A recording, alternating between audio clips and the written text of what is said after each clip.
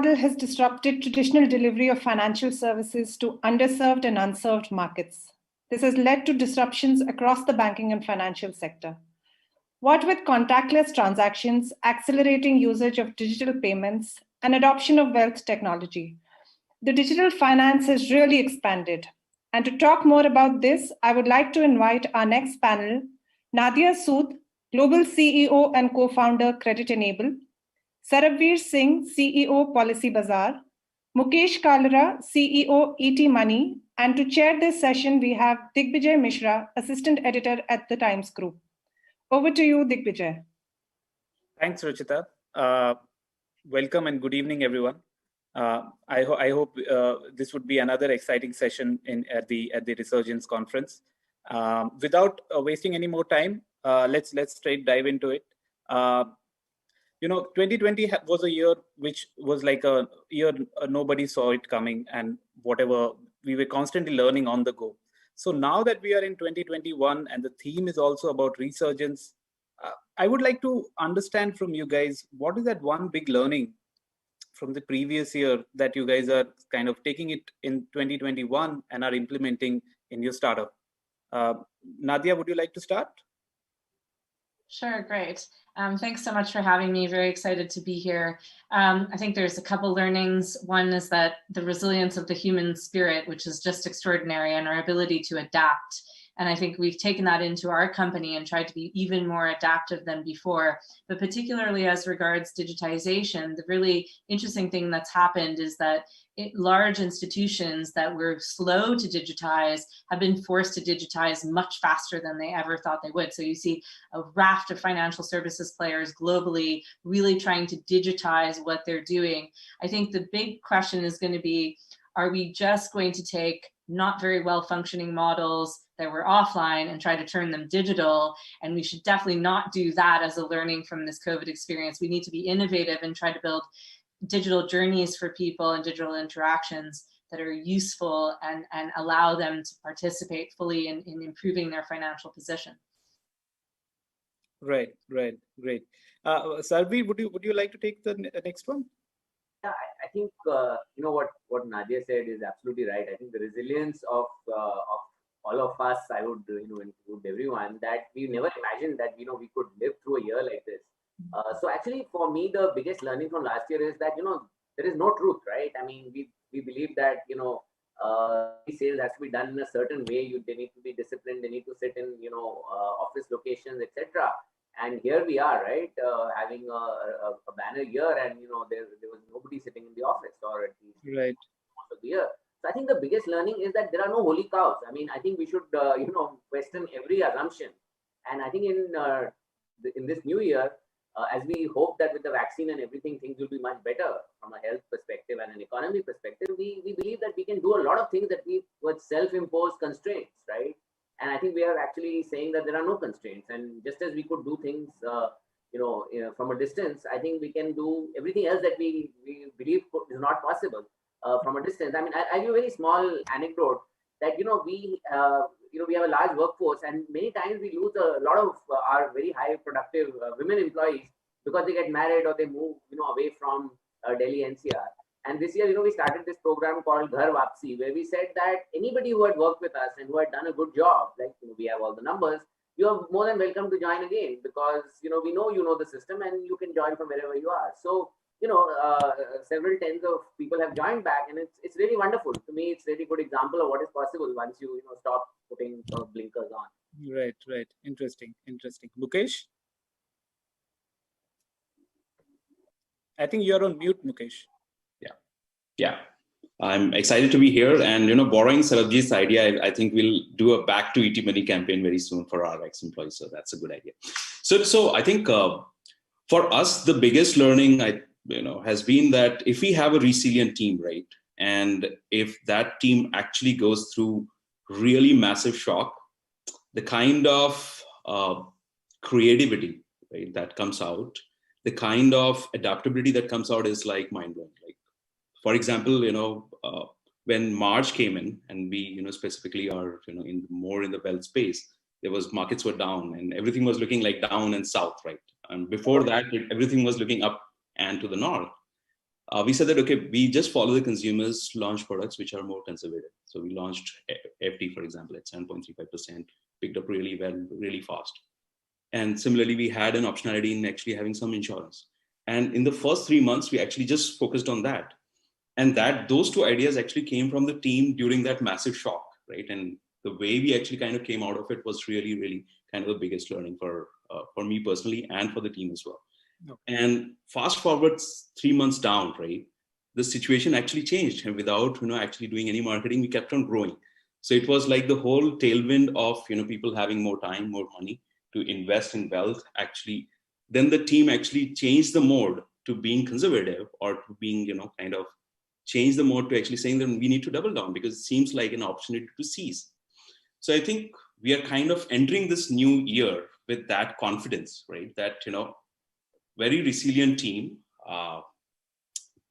Shocks are great.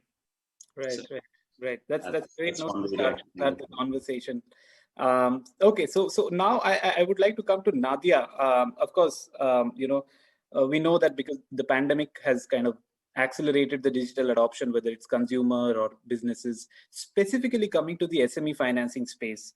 What was the kind of adoption or the demand for financing among SMEs that you saw, and how do you think that kind of plays out in 2021?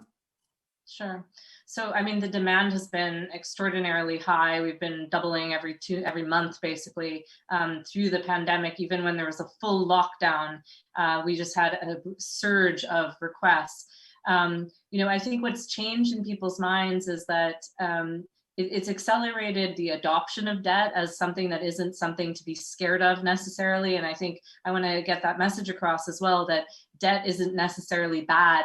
If you look at most of the listed companies in the world, most of the unicorns in India, they're all financed based on debt. It's just that you have to manage it properly. So you shouldn't over indebt yourself. There's a difference though. Debt isn't necessarily bad. So we've seen lots of people wanting to take out loans for the first time ever, because they realize that, okay, if I'm going to grow, there might be an opportunity. Even in COVID, I might be an FMCG manufacturer. In the healthcare sector, I might be booming. This is time to grow. And they've been resilient and trying to move forward differently. So there's been a whole shift of mentality around debt.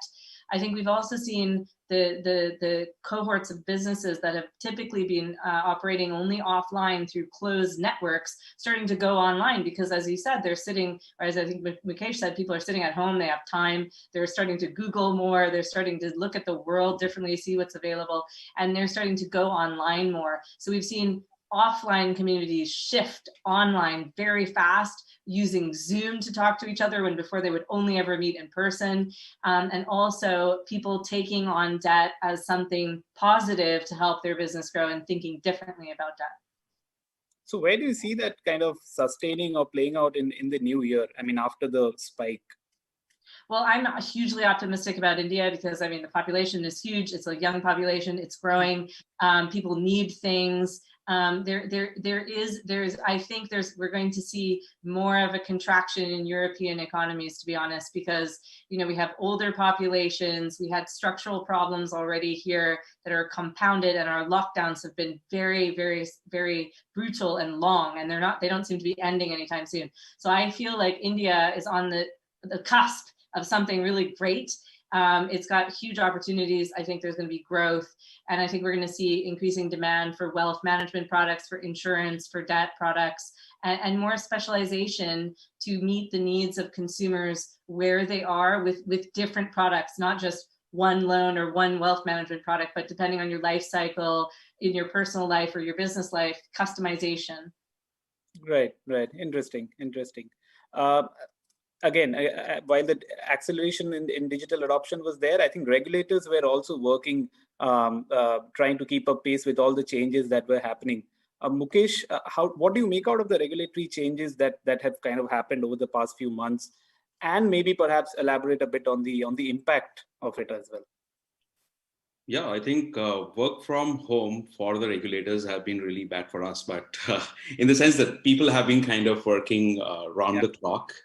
So regulators have been hyperactive. To just give you one data point, right? I'm talking about wealth management more specific to SEBI. SEBI has paused more than one, actually 180 new regulatory updates during the pandemic, 180.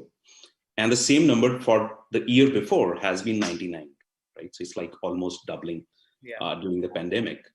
And so while it is great, it's moving directionally in the right zone because regulators follow consumers, and their job is to really kind of protect the consumers. And the consumers are moving online, they need to actually be more proactive there. The only challenge is, and I think the audience here is more into want to be entrepreneurs or wanting to be into entering this fintech space. Regulation is something that gets completely blindsided. Like, when we started also a few years ago, we thought that we'll just conquer the world and then we'll take care of the regulations like on the side.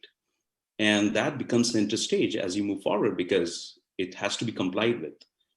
So while there is this whole positivity in the whole thing of, regulatory is aligned to digital, the pace of changes actually stifles innovation. Like if there are too many changes, and more so in technology, right? So you have kind of built the system, right?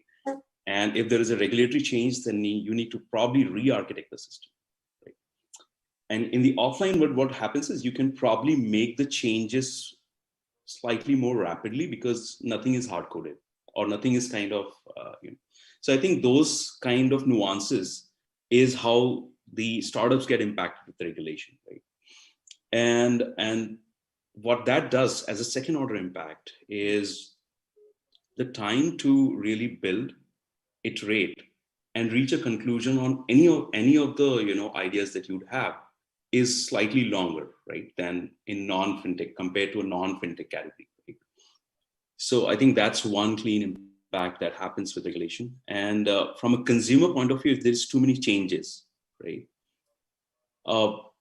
consumers are confused because if there are changes, then the onus of communicating those changes is with the industry, right? So SEBI doesn't go to the consumers and say that this is changing. Sure. So then the industry is actually, apart from doing the changes, you have to also communicate. And if there is a significant change, right?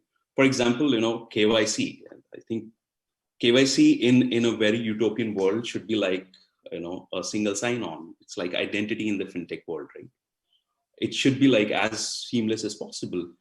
But it's been 12 years that we have still not nailed how we do KYC, right? And it's not that the regulators don't intend to do it. It's just that there are too many variations of or guidelines to actually kind of take care of because there could be frauds and that have happened.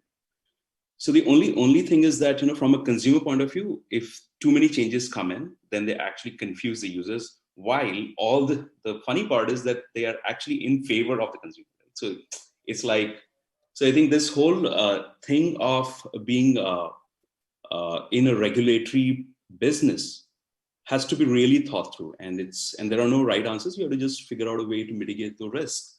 But I being a perennial optimist, I think that regulators follow consumers, and consumers are rapidly moving online. So more and more online favorable regulations are on the way, and that has already happened. So. Right. Interesting. Sarveer, I mean, you are also in a space which is kind of regulated. What's been your experience? I think in insurance, it's been a bit more, I would say, it hasn't been as active as perhaps what Mukesh explained. I think the regulator in insurance has been very constructive. IRD has been very constructive this year. They came out right up front and said that, COVID will be covered by all health insurance policies. So that was a very important, clarification, because that put everybody at ease that, whatever they have will work. They introduced standard products, both in health, then for Corona as well. In fact, that has been the theme for the regulator. They have been introducing a lot of standardization among products, and we think in the long run that's a very interesting and very positive step. The other thing that which is hopefully will continue, is that they digitization sort of came in some ways by regulatory fiat, right? That they said that soft copies are allowed, claims can be will be honored on soft copy basis. So I think a lot of these things were what the insurance industry had been discussing, and had in some parts had moved to soft copies, in some parts hadn't. Suddenly, I think in one decision, in a few months, we are now at least on the GI side completely, digital. So I hope that this will continue because some of those orders had sunset dates and most likely Okay. extended. So actually, if you ask me, IRD has played a really positive role both in terms of standardization of products and being very clear about COVID, and then finally in digitization. And obviously for Policy Bazaar, this has been our agenda, right, for a long time, that things should be done in a digital way. And anything that you can do in a complete digital journey, right, from exploration to policy issuance, and most importantly, the fact that it can be honored as a soft copy. I think that was the step that has come in, and yeah, it's very positive for sure. Right. Interesting. Very interesting. So coming to Sarvi, you again, I think financial services, especially insurance amid a pandemic, is one product which I think everyone wanted to sort of buy and finally get exposed to people who didn't. So what was the experience like? I mean, what kind of surge have you seen, and where do you see that kind of going in 2021 with the everything else that's happening now? Yeah, so I mean, it's a proverbial $1 billion question that you asked. Yeah. As to where things will settle.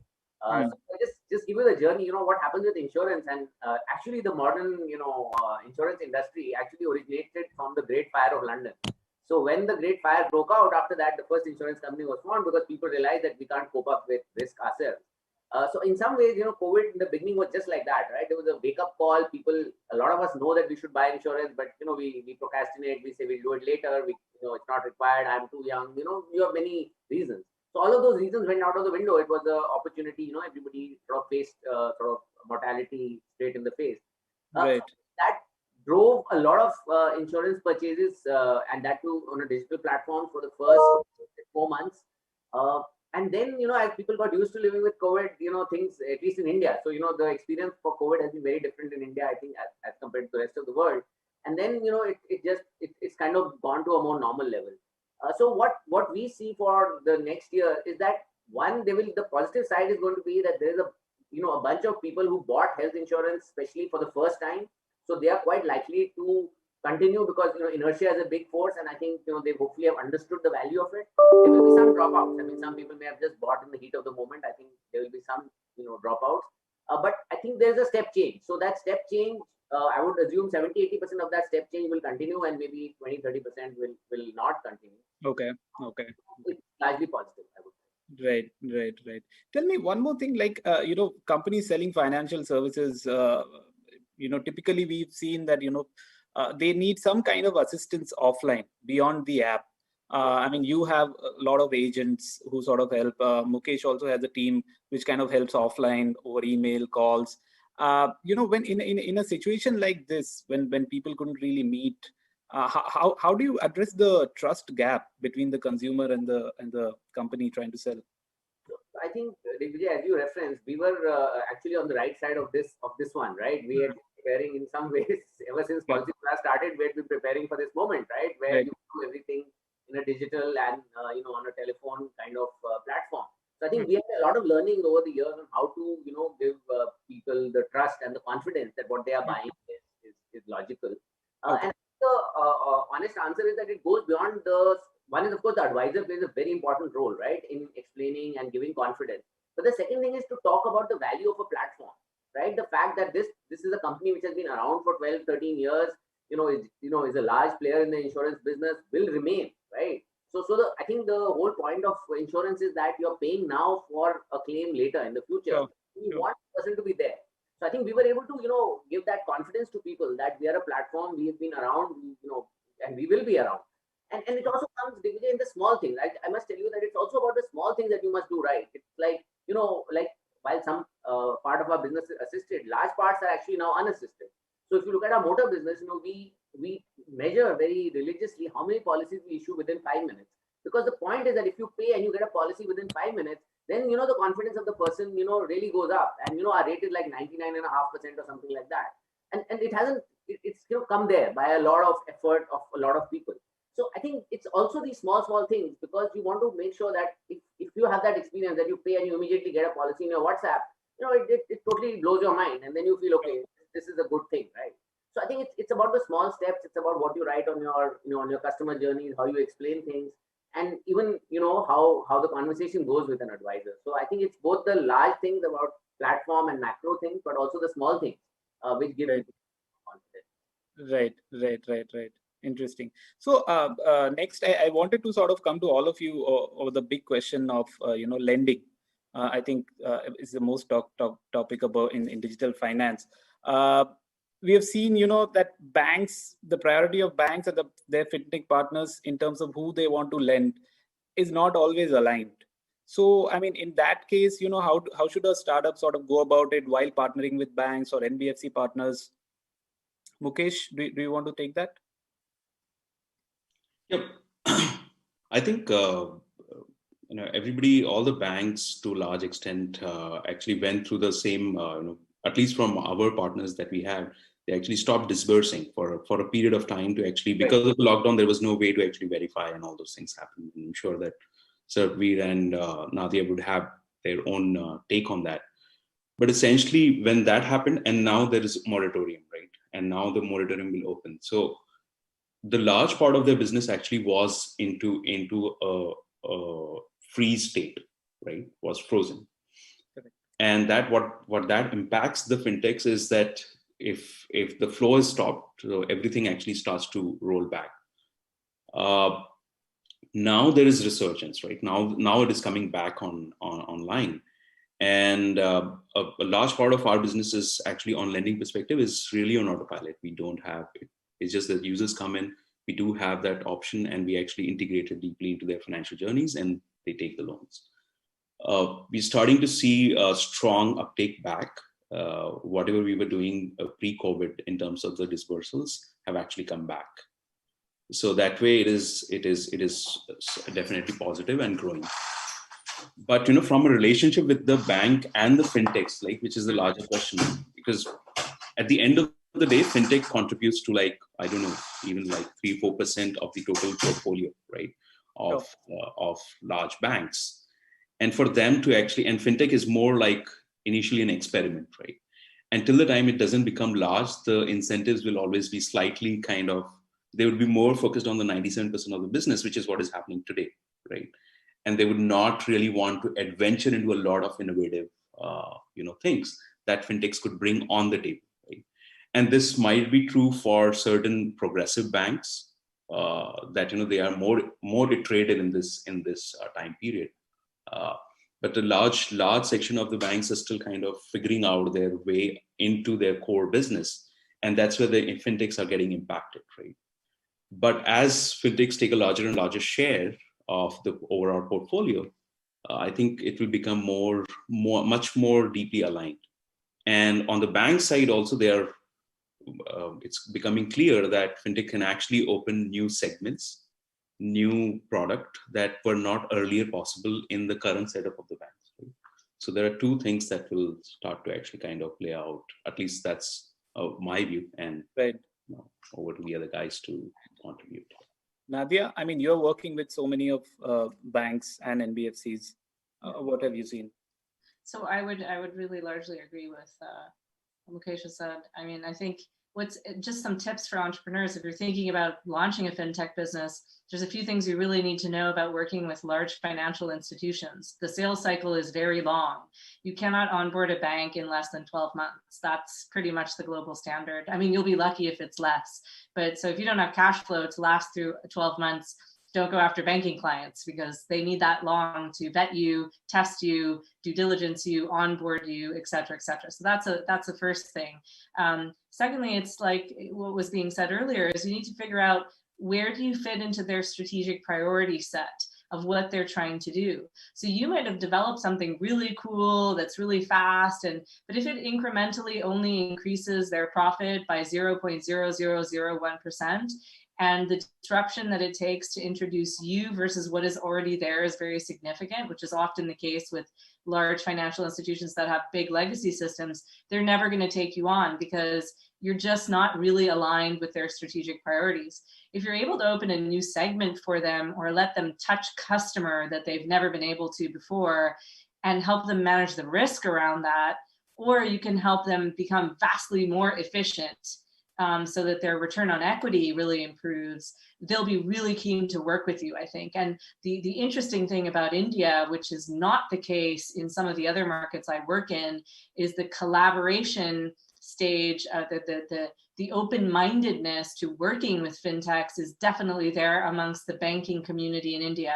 It's much more closed in the US and in Europe, where to a large extent, the financial institutions for many years have seen fintechs as cannibalizers of their business as opposed to partners. Whereas in India, I think because of the competitive landscape, the sheer number of lenders, the growth in the economy, lenders are much more keen. So it is, if you can slot in, if you can fit into the strategic priority and be delivering on those other points I mentioned, you have a great chance of doing something, of becoming big in India, actually. Right, very interesting. Sarveer, would you like to add as well? I think Mukesh and Nadia covered pretty much. I think our experience, we have a large lending platform. Our experience is that the, prime lending has come back very fast. And the subprime is still relatively frozen. And I think, as Nadia explained, you have to be very realistic if you want to work with financial institutions. Even though Indian financial institutions are more welcoming, it does take time. And I think her point about aligning yourself with their priorities is very important, because it's not what you want; it's about what they want. And of course, once you prove yourself, see the good news I think in India is that once you prove yourself and you show yourself to be a responsible steward and a positive distribution channel, then you can ask for a lot of things and people will oblige. But you got to get in first. So yeah, I think those are the only two things I would say. Right. So we are kind of running short of time. Even sort of I have so many questions to ask going forward. But if we can just take it quickly. I mean, we started the conversation with what is that one big learning from the last year.